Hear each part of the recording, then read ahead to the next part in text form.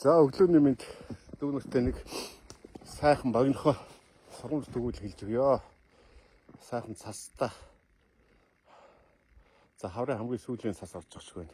Шилбээр татсан сайхан цасан дотор алхаад уулын оройд гараад ирлээ. За ингээд ийм сайхан өдөр. Сургамж төгөөл ярьж өгье. За хизээ нэгэн цагт юм бэ бүүмд нэг хүн бурхантай таарлалцжээ. За тэгээ бурханаас нэг хүсэл тавьж та миний нэг хүсэлтийг биелүүлээд өгөөч гэж. Тэр там гэж юу байдаг юм бэ? Деважин гэж юу байдаг? Би хоёлынгийн үдчмээр их хүмүүст очиж ярьж өгмөр байна. Юу байдгийг нь хэлж өгье гэж. За бурхан зөвшөөрөл нөгөө хүний чинь дагуулаад тэнгэрлэнсээд хоёр хаалган дээр ичгэн. За энэ бол там юм байгаа. Ороод хар гэжээ. За ингээ ороо харсан чинь их том ширээ тойроо зөндөө хүн ингээд тойроо суудсан. Сандал дээр наалтастай. За тэгээд гарт нь ингээд том халбаг ингээ уртаа халбаг ингээд амар одоо салхааргүй ихлээр хайцсан.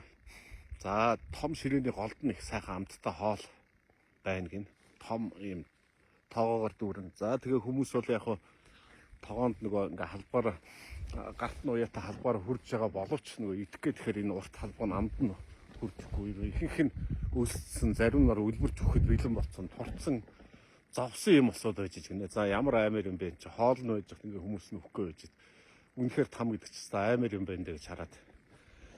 За гараад ирж байна. За деважингийн үзье гэж байна. Деважингийн үзкөө орсон чи яг тийм байдал байна гэж шүү. Маш том ингээд дугуй ширээ тойроод хүмүүс бас ингээд суулгацсан. Бас яг ижлэхэн тийм хэмжээтэй халбаг гараас нь ингээд ойцсон.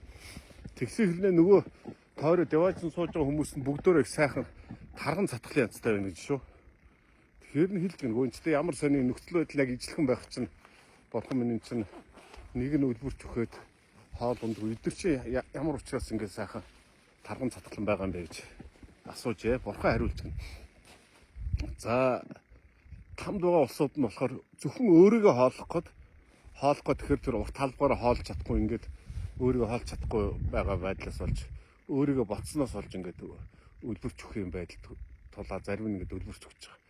За энэ деважинд байгаа улсууд болохоор яг эзлэх нөхцөл мөртлөө нөгөө хоол халбагцсан халбаараа тэр 4-5 хүний цаатах хүнийг хоол тэр ингээ өөрийгөө биш бусдыг ингэж хоолж байгаа учраас эдгээр юм сайхан тарган цатгалаа байгаамаа гэж хэлж байна.